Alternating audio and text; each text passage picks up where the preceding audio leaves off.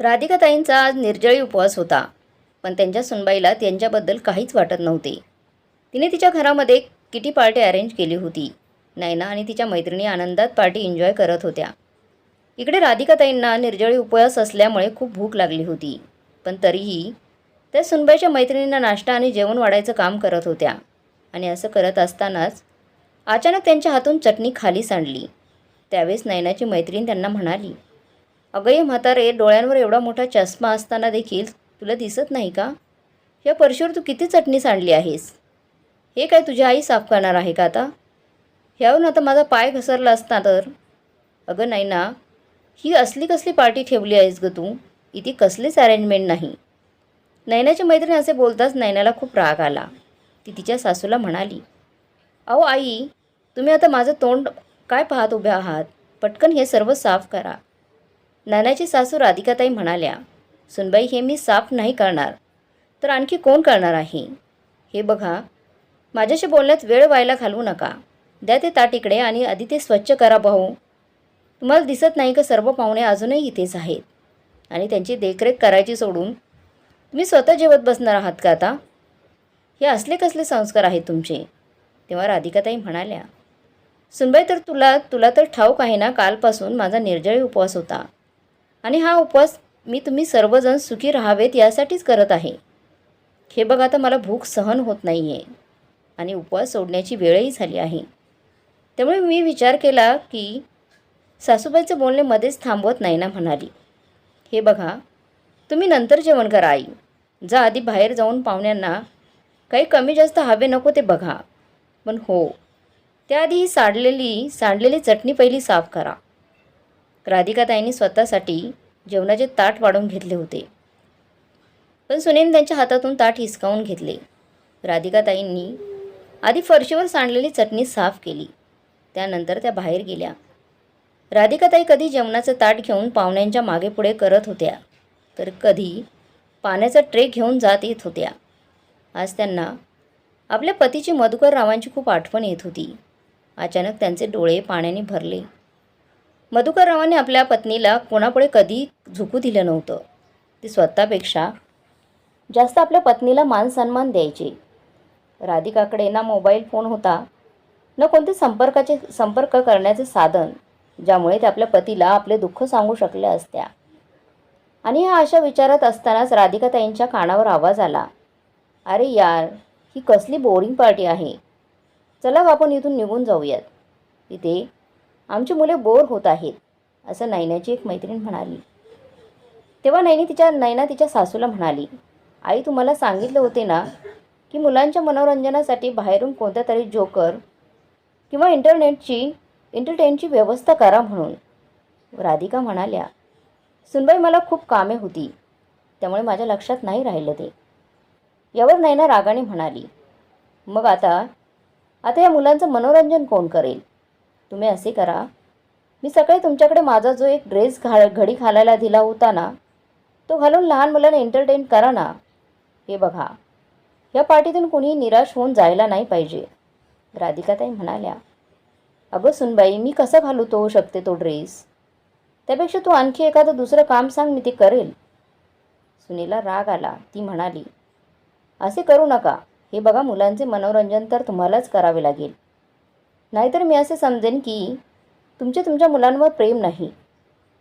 मग काय राधिकाताई काही बोलल्या नाही आणि त्यांनी गुपचूप तो ड्रेस घातला, डोळ्यात आलेले पाणी पुसले आणि बाहेर जाऊन मुलांबरोबर लहान मूल होऊन त्यांच्याबरोबर त्या खेळू लागल्या.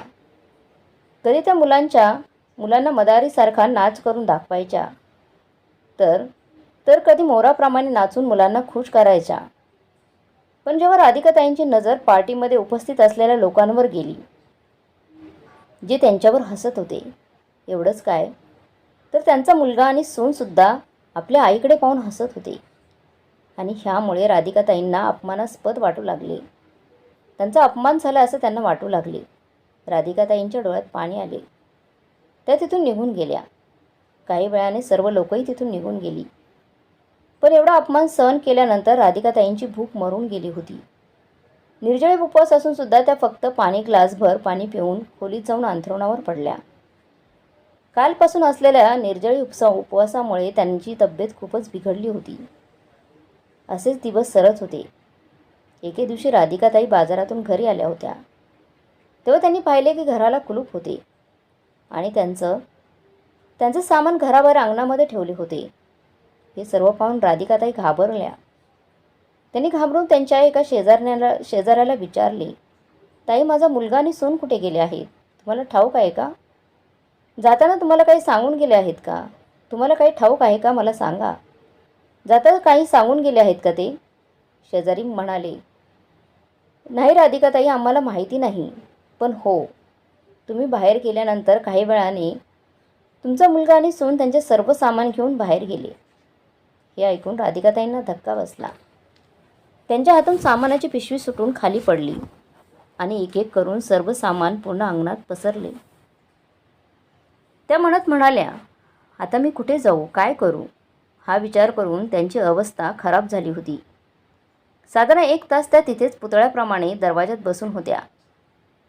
या अनोळखी शहरामध्ये लोक एकमेकांची मदत करणं तर दूर, ते एकमेकांशी बोलतही नाही. तर मग तिथे राधिकाताई कोणाला मदत मागणार होते? कोणाची मदत घेणार होत्या? त्यांच्याजवळ आपल्या पतीकडे गावी जाण्यासही पैसे नव्हते. पण हळूहळू राधिकाताईंनी खूप हिमतीने स्वतःला सावरले. तिथेच 1-2 घरांमध्ये काम करून ते आपलं पोट भरायच्या आणि रात्री घराबाहेरच्या अंगणामध्ये जमिनीवर झोपायच्या. असेच दिवस सरत होते. जवळजवळ 1 महिना झाला होता. पण त्यांचा मुलगा आणि सून काही परत आले नाही. मुलाने केलेला विश्वासघात आणि नवऱ्यापासून लांब असल्यामुळे त्या आता हळूहळू आजारी पडायला लागल्या होत्या. त्यांची एके दिवशी अशी अवस्था झाली की त्यांना जागचे उठताही येत नव्हतं. 2 दिवस त्या कामावर गेल्या नव्हत्या. एके दिवशी घरासमोर जाणाऱ्या एका भल्या माणसाने त्यांना अशा अवस्थेत पाहिले. तेव्हा त्यांनी राधिकाताईंना एक जवळच्या वृद्धाश्रमात पोहोचवले. तिथे त्यांच्यावर उपचार करण्यात आले, काळजी घेण्यात आली आणि त्यामुळे हळूहळू त्यांची तब्येतीत सुधारणा होऊ लागली. आणि मग काही दिवसात त्या पुन्हा ठीक झाल्या. एके दिवशी मधुकरराव आपल्या एका मित्राला भेटण्यासाठी वृद्धाश्रमात पोहोचले. तेव्हा त्यांचं लक्ष बेंचवर एका कोपऱ्यात बसलेल्या स्त्रीकडे गेले आणि तिला पाहून मधुकररावांना जबरदस्त धक्का बसला. ते लगेच त्या स्त्रीकडे गेले नाहीत. आधी मधुकररावांनी तिथल्या एका मॅनेजरला विचारले. तेव्हा तो म्हणाला, माहीत नाही कोण आहेत, पण हो, त्या सांगत होत्या की त्यांचा मुलगा आणि सून त्यांना एकटीला सोडून न सांगता कुठेतरी निघून गेले आहेत. आता 15 दिवसांपूर्वीच एका माणसाने त्यांना बेशुद्ध अवस्थेमध्ये इथे आणून सोडलं होतं. जेव्हा पाहावं तेव्हा त्या बिचाऱ्या आपल्या पतीच्या आठवणीत रडत असतात. हे सगळं काही ऐकून मधुकररावांच्या डोळ्यात अश्रू आले आणि अश्रू वाहू लागले. तेव्हा तो मॅनेजर म्हणाला, काय झालं? तुम्ही त्या वृद्ध स्त्रीला ओळखता का? मधुकरराव म्हणाले, हो मॅनेजर साहेब, आमचं एकमेकांसोबत जन्माजन्मीचं नातं आहे. त्या स्त्री माझी बायको राधिका आहे. त्यांचं बोलणं ऐकून मॅनेजरसुद्धा थक्क झाला. मधुकरराव राधिकाताईंच्या जवळ गेले आणि आपल्या पतीला समोर पाहून राधिकाताई रडायला लागल्या. त्या मधुकररावही आपल्या पत्नीच्या डोळ्यात पडून रडायला लागले. आपल्या पत्नीचे अश्रू पुसत मधुकरराव म्हणाले, राधिका, हे असं कसं झालं? तू तर पुण्याला गेली होतीस ना, मग इथे कशी पोहोचलीस? राधिकाताई फक्त रडत होत्या आणि मागच्या काही महिन्यात त्यांच्यासोबत जे काही झालं होतं ते जसेचं तसं त्यांच्या डोळ्यासमोर यायला लागलं. राधिकाताई अधूनमधून खोकत होत्या. तेव्हा त्यांचे पती म्हणाले, राधिका, तुझा खोकला तर ठीक झाला नाही. मला तर भीती वाटते, ह्या खोकल्यामुळे उगाच काहीतरी कमी जास्त झाले तर काय करायचं? मला तर असे वाटते, आधी इथून बाहेर गेल्यानंतर एका चांगल्या डॉक्टरला दाखवायला पाहिजे. राधिकाताई म्हणाल्या, मला इथे उपचार घ्यायचा नाही आहे. खरं तर मी मुळेच इकडे पुण्यात आली आणि खूप मोठी चूक केली. त्यांना आठवायला लागलं. एके दिवशी मधुकरराव राधिकाला म्हणाले, अगं राधिका, तू पुण्याला जायला का नको म्हणत आहेस? आपला मुलगा अमित तर तिथेच राहतो. तिथे राहून तुझ्या खोकल्यावर उपचार करता येतील. खरं तर आपल्या मुलाने तुला स्वतः येऊन तिकडे घेऊन गेलं पाहिजे. खरंच विचार करण्यासारखी गोष्ट आहे ना. आपण आपल्या मुलाला आपल्याला होणारा त्रास सांगू शकत नाही. ही कसली विडंबना आहे. पण मुले आपली प्रत्येक लहान मोठी मागणी आईवडिलांना मोकळेपणाने सांगतात. यावर राधिकाताई म्हणाल्या, तुम्ही माझी काळजी करू नका, मी ठीक आहे. आणि तुम्हाला इथे गावी एकट्याला सोडून मी पुण्याला कशी जाऊ शकते? अजून तुमच्या नोकरीचे 8 महिने शिल्लक बाकी आहेत. आणि मग मग तिकडे सून आणि मुलगा तिथे सुद्धा नोकरी करतात. मग मी तिकडे गेल्यावर दिवसभर एकटी बसून राहू का? तसेही सुनेसोबत तर मी 4 दिवसही राहिलेले नाही. तुम्हाला ठाऊक आहे ना, अमित त्याच्या मर्जीने लग्न करायचे होते त्याला. त्याच्यासाठी तो आपल्या किती मागे लागला होता. म्हणत होता की ती शिकलेली नोकरी करणारी मुलगी आहे. तेव्हा फक्त त्याच्या आनंदासाठी आपण लग्नाला हो म्हणालो. आणि त्याने लगेच लग्न केलं. आणि दुसऱ्याच दिवशी बायकोला घेऊनही गेला. कुणास ठाऊक आता तिचा स्वभाव कसा असेल ते. मधुकरराव म्हणाले, अगं तुला आपल्या मुलाच्या घरी जायचं आहे. आणि आपला मुलगा जर चांगला असेल तर मग सून कशीही असो, तिचा कसलाच त्रास होणार नाही बघ. हे दोघांचं बोलणे चालू असताना अचानक त्यांचा मुलगा अमितचा फोन आला. त्या मधुकररावांनी त्याला आईच्या तब्येतीबद्दल सांगितले. तेव्हा तो म्हणाला, बाबा मी कधी तुम्हाला इथे यायला मनाई केली आहे का? अहो मी तर तुम्हाला अनेकदा सांगितलं आहे की तुम्ही दोघे इथे पुण्याला माझ्याकडे कायमचे राहायला या. आपण आईला एका चांगल्या दवाखान्यात दाखवू. पण मग तुम्ही माझं काहीच ऐकत नाही. मी काय करू? पण लोक तर असा विचार करतील, एकुलत्या एका मुलाचे आईवडिलांकडे त्याचं लक्ष नाही आहे. हे बाबा मी तुमचं समजू शकतो. तुम्हाला अजून 5-6 महिने आहेत सेवानिवृत्त व्हायला, रिटायर व्हायला. आणि एक सांगू का बाबा, आई पत्नीचं कर्तव्य तर खूप चांगले निभावत आहेत. मग एक आई आणि सासू होण्याचे कर्तव्यसुद्धा तिने निभावले पाहिजे की नाही? अहो इथे आली तर नैनाला देखील तिच्याकडून काहीतरी शिकता येईल. तेव्हा मधुकरराव म्हणाले, मी तुझ्या आईला समजावतो. शेवटी मधुकररावांनी कमलाताईंना खूप समजावले आणि त्यांना आपल्या मुलाकडे शहरात पाठवले. तिकडे गेल्यानंतर अमितने आईला डॉक्टरांना दाखवले आणि औषधे घेऊन अमित म्हणाला, आई तुला इथे स्वतःची काळजी स्वतः घ्यावी लागेल. कारण नोकरीमुळे ना माझ्याकडे वेळ आहे ना नैनाकडे. खरं तर ह्या गोष्टीचे मला खूप वाईट वाटते, पण आम्ही काहीच करू शकत नाही. आई आता तू आली आहेस तर हे भाड्याचे घर देखील घराप्रमाणे वाटत आहे. पुण्यासारख्या शहरामध्ये स्वतःचं घर घेणे हे माझं स्वप्न आहे. पण घराच्या किमती पाहिल्यावर असं वाटतं की माझं घर घेण्याचं स्वप्नच राहील. आई म्हणाले, असं का म्हणतोस? होतील तुझी स्वप्न पूर्ण. देव करत तुझी सर्व स्वप्न पूर्ण होत. आणि बेटा तू माझी काळजी करू नकोस, मी व्यवस्थित राहील. जसे दिवस सरत होते तसे राधिकाताईंना मधुकररावांची काळजी वाटत होती की ते आपल्या बायकोच्या आनंदासाठी हा विरोधसुद्धा सहन करण्यास तयार होते. नैना घरात काही काम करत नव्हती, पण सासूला गोड बोलून तिचे कौतुक करून ती राधिकाताईंना फूस लावून घरातील सर्व कामं करून घ्यायची, मोलकरणीसारखी. त्यांना असे वाटत होते की सून आपली खूप चांगली आहे. एके दिवशी नैना म्हणाली, आई आम्ही आजपर्यंत एकदाही आमच्या काही मैत्रिणीला घरी बोलवलं नाही. काय करणार, भाड्याचं घर आहे. पण नेहमी दुसऱ्यांच्या घरी पार्टीला जातो. आम्ही नेहमीच जातो. पण तुम्ही आला आहात तर आम्ही असा विचार करत आहोत, एक छोटीशी पार्टी ठेवावी, सर्वांना बोलवावं आणि त्या सर्वांना तुमची भेट करून द्यावी. अशी तुम्हाला काही त्रास होणार नाही ना? तेव्हा राधिकाताई हसत म्हणाल्या, अगं नाही सुनबाई, मी ही पूर्ण दिवस घरात एकटीच बसून असते. जर घरामध्ये छोटासा कार्यक्रम झाला तर बरंच आहे की.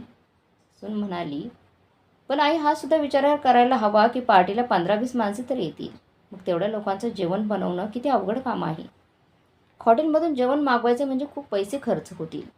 त्यापेक्षा जाऊ दे, आपण नकोच पार्टी करायला. तेव्हा राधिकाताई म्हणाले, अगं सुनबाई असं का म्हणतेस? हे बघ, मी लग्न करून जेव्हा घरात आले तेव्हा घराची परिस्थिती बेताची होती. तेव्हा मी मेस चालवायची. त्यामुळे रोज कमीत कमी 15-20 माणसाचं जेवण एकटी बनवायची. पण जेव्हा तुझे सासरे नोकरीला लागले तेव्हा मी मेसचं काम बंद केलं. अगं आजही तू मला स्वयंपाकात थोडी मदत केली तर मी आत्तासुद्धा एवढ्या लोकांचं जेवण आरामात बनवू शकते. तू बोलावून घे. सासूचं बोलणं ऐकून सून हसायला लागली आणि राधिकाताई नेहमीप्रमाणे त्यांची कामे करू लागल्या. नैनाने अमितला सर्व काही सांगितले.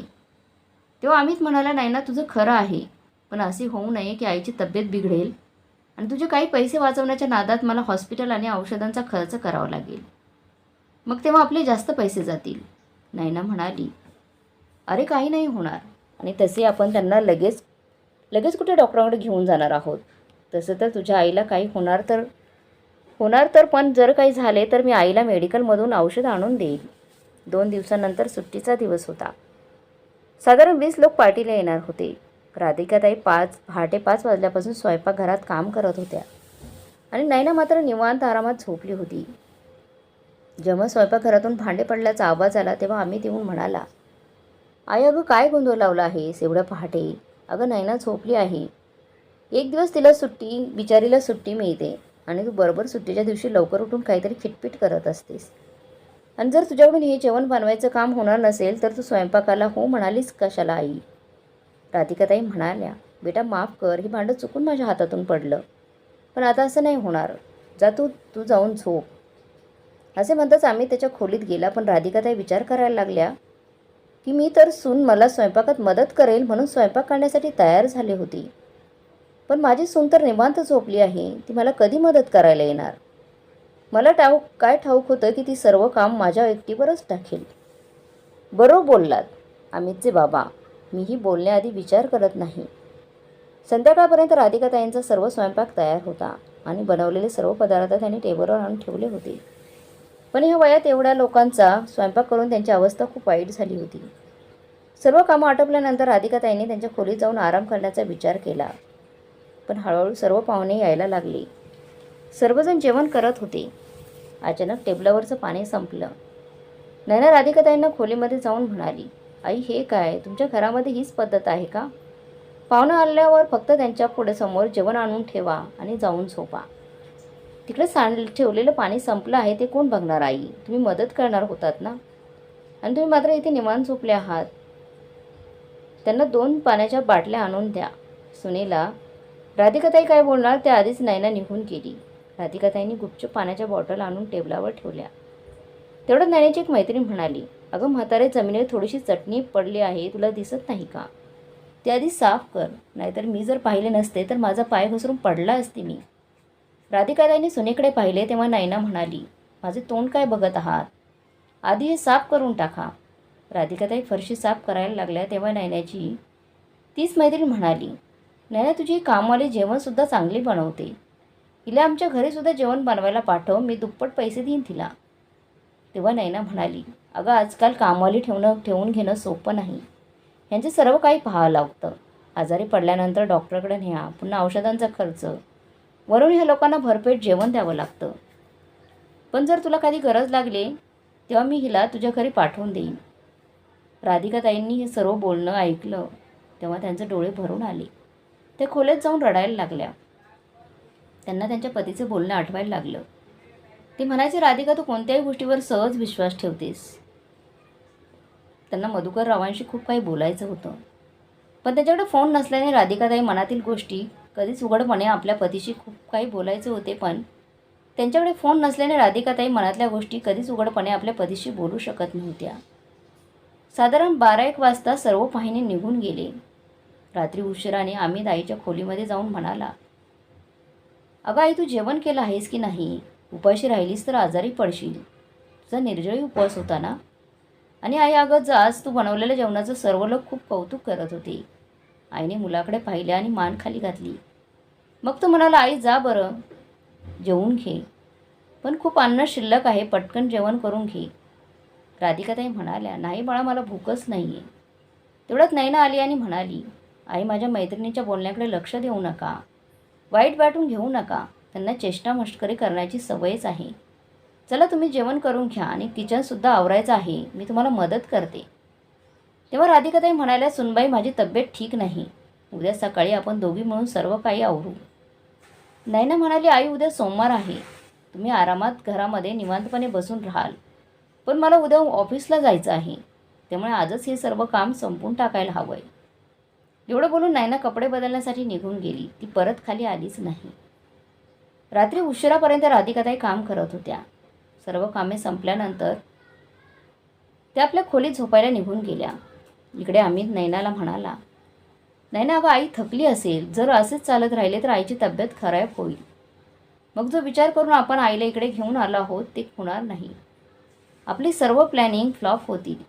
सकाळी जेव्हा राधिकाताई झोपेतून उठल्या तेव्हा त्यांनी पाहिलं की त्यांच्या पायाजवळ बसून नैना सासूच्या पायाला तेल लावून मसाज करत होती. राधिकाताई तिला पाहून उठून बसल्या आणि आश्चर्याने म्हणाल्या, हे काय करत आहेस सुनबाई? तुझी तब्येत तर ठीक आहे ना? नैना आपले अश्रू पुसत म्हणाली, आई मला माफ करा. काल माझ्यामुळे तुम्हाला खूप त्रास सहन करावा लागला. त्यामुळे काल रात्री अमित मला खूप रागवला. तो म्हणाले की तू माझ्या आईकडून किती काम करून घेतीस. किटी पार्टीचं सगळं अरेंजमेंट आईने केली. तिला किती त्रास झाला असेल. मी तिला इथे आराम करण्यासाठी घेऊन आलो होतो. त्यामुळे आई, आजपासून मी काही आता कामावर जाणार नाही. मी फक्त तुमची सेवा करणार आहे. जास्तीत जास्त काय होईल सर्व घराचा भार अमितवर पडेल.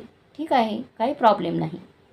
असे बोलल्यानंतर राधिकाताई म्हणाल्या, सुनबाई तू माझ्याबद्दल एवढा विचार करतेस हेच माझ्यासाठी खूप आहे. आपल्या मुलांची कामे करायला आईला काही त्रास होत नाही. फक्त मुलांनी आईशी प्रेमाने वागलं पाहिजे आणि थोडीशी इज्जत दिली पाहिजे. आणि यापेक्षा आणखी काय पाहिजे एका आईला आणि वडिलांना. त्या दिवशी तर राधिकाताई सुनेवर एवढ्या खुश झाल्या की काल झालेला त्रास त्या पूर्णपणे विसरल्या. असेच दिवस सरत होते.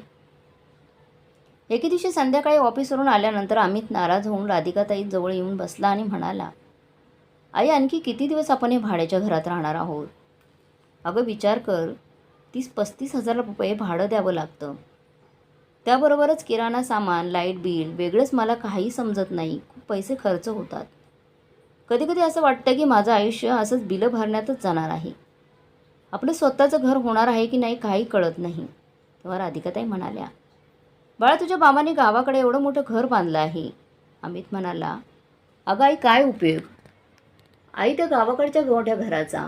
उद्या माझी मुले झाली तर मग मी काय त्यांना खेड्यागावातल्या शाळेत घालणार आहे का. माझ्या मुलांना मी शाळेत खेडेगावात घालणार आहे का.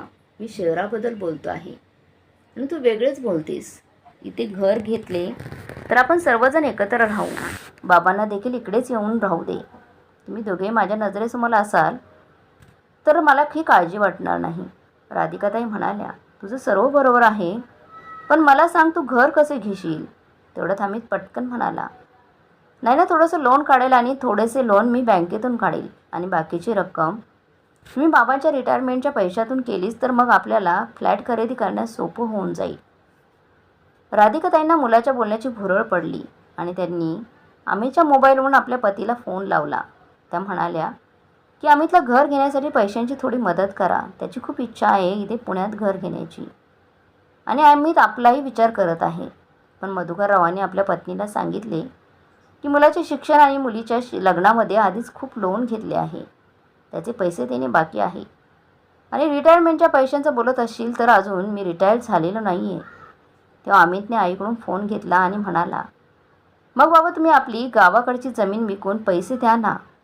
बाबांनी जमीन विकण्यास नकार दिला. पण राधिकाताई म्हणाल्या, मी आजपर्यंत तुमच्याकडे काहीच मागितलं नाही. त्या माझी अमितला घर घेण्यास पैसे देण्याची इच्छा पूर्ण करा. त्या मधुकररावांनी 20 लाखांची पत्नीच्या मान देऊन 20 लाख रुपयांची सोय केली आणि बाकीची रक्कम गावाकडची जमीन विकून दिली. अमितने बाबांना सांगितले की त्याने घर खरेदी केलेले आहे. हे घर आईच्या नावावर करणार आहे आणि म्हणून एके दिवशी त्याने राधिकाताईंना तयार करून रजिस्ट्री कोर्टमध्ये घेऊन गेला.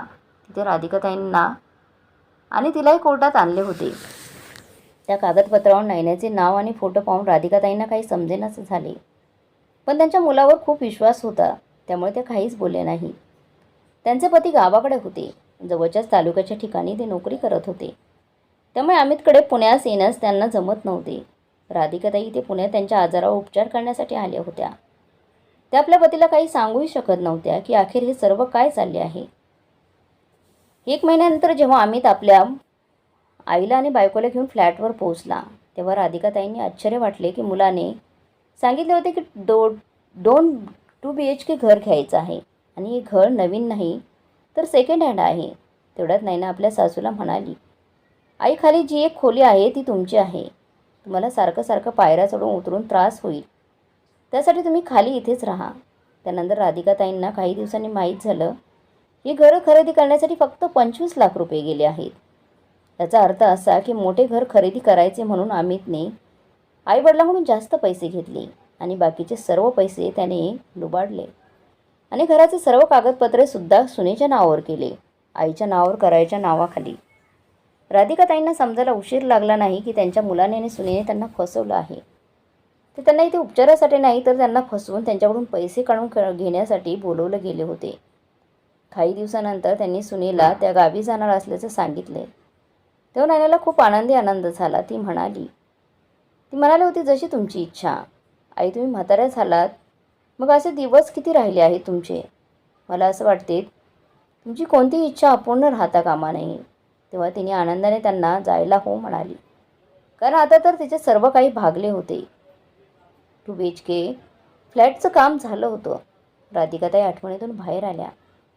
वृद्धाश्रमावरून घरी गेल्यानंतर राधिकाताईंनी मधुकररावांना त्यांच्यासोबत घडलेला सर्व प्रकार सांगितला.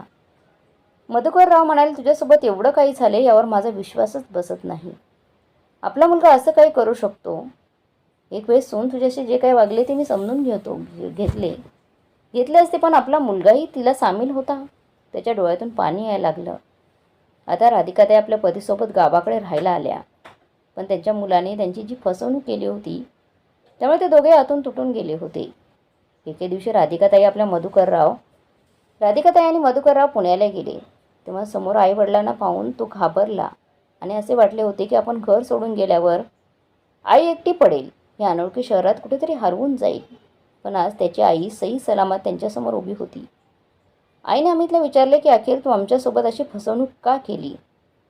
जर मुलगा आईवडिलांना फसवायला लागला तर इतर लोकांवर कसा विश्वास ठेवायचा. तेव्हा अमित नालायकाप्रमाणे उत्तर दिले, अगं आई, जर नयनाने लोन घेतले असते तर पुढे जाऊन आम्ही यापेक्षा मोठे घर घेण्यासाठी लोन कसे काढू शकलो असतो.